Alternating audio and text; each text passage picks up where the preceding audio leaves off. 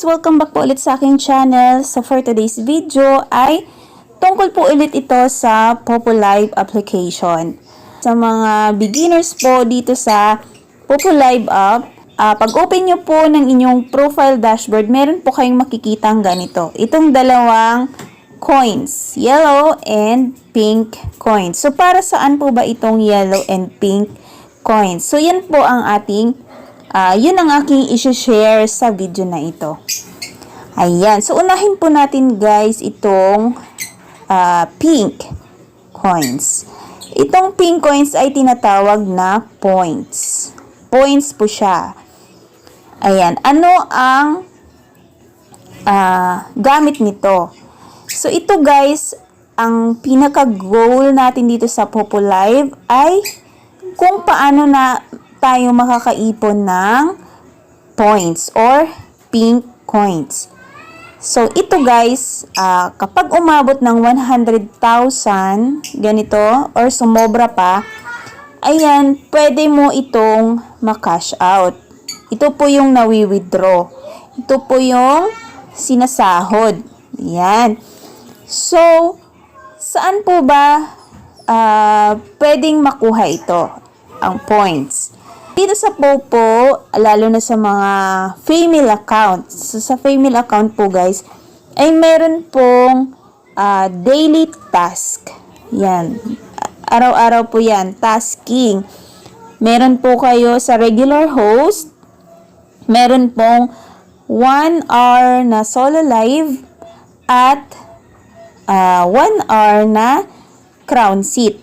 So, yun po yung task daily. So, ang makukuha mo doon kapag natapos mo yon sa kada araw ay points po ang marireceive mo. I-click mo lang po yung receive.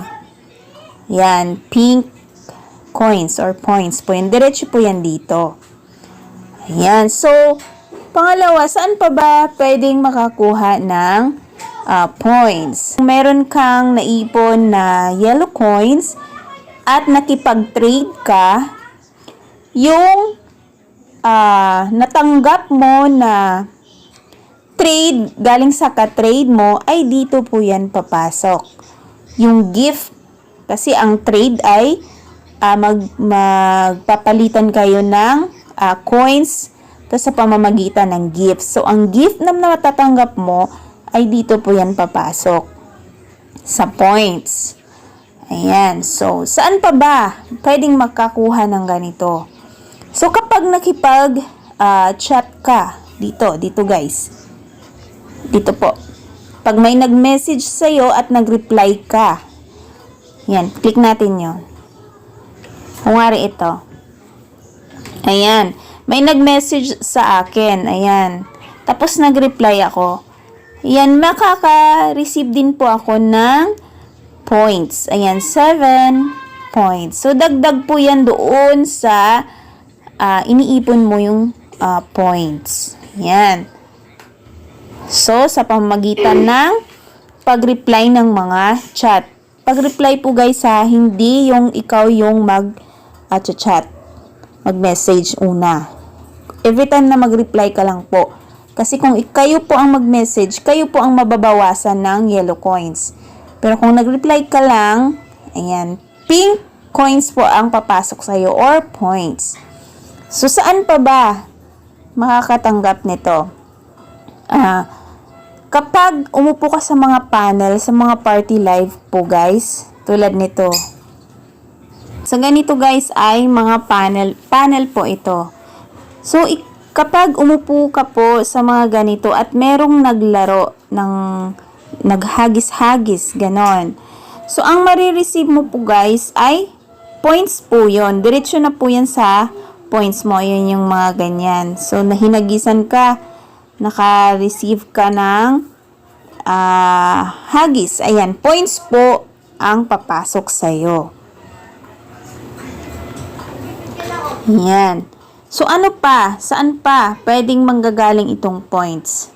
Yung pabuya or mga papremyo ni Popo ay points din po. Points ang ibibigay sa'yo. So, yan guys ang gamit at kung saan galing itong pink na coins. So, dito naman tayo sa yellow. Dito. So, itong yellow coins, guys, ay ito po ang currency, online currency na ginagamit dito sa Populive app. Ayan. So, yellow coins. Coins. Itong coins, pwede mo siyang gamitin na pambili ng frame. Ayan. Pambili dito sa store. Ayan. Meron ding store dito sa Populive. Ayan. Kung baga yung coins, guys, ay pinaka-pera po dito sa Popo. Yun yung panggamit.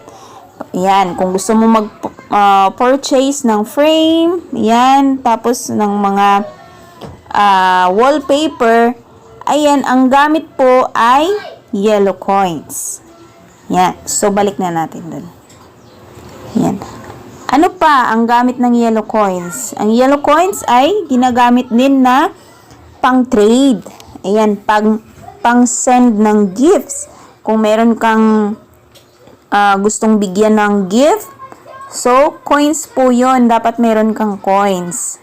Ayan, bibili ka ng gift, tapos ihagis mo sa kanya. So, coins po yon. Kung gusto mong maglaro, ayan, coins din po ang ginagamit. So, dito po yung laro dito sa may Fun Islands. Yan. Coins po, dapat meron kang coins. Tapos, exchange mo into diamonds. So, isang coins, equivalent nun ay isang diamond. So, coins din po ang gamit nun. So, ngayon, saan po ba ito makukuha? So, dito sa Populive app, meron pong libreng coins. I-collect mo lang po siya. Meron po sa mga, unang-una sa mystery box. Yan, sa mga mystery box. Tapos, i-collect mo yon. Minsan, merong 40 coins or minsan 5 coins. Diretso po yan dito sa coins mo papasok. Sunod sa mga lucky box. Yan. Kung may mga host or mga panel na merong pa-lucky box, ang makukuha mo doon ay coins din po. Saan pa pwedeng kumuha nito? Sa mga fireworks. Pag pumunta ka ng mga fireworks, ang masasalo mo doon ay yellow coins. Dito din po yon papasok. Yan. Saan pa? Kapag ikaw ay bumili, yan, nabibili po itong coins. Bumili ka sa mga coin seller at sa online store, sa Google Store, yan. Dito din po yan papasok kasi nabibili po itong coins. Yan lang po, guys, ang pagkakaiba at gamit nitong dalawa. Ayan. Para po ito sa mga newbie. So, thank you for watching and God bless po.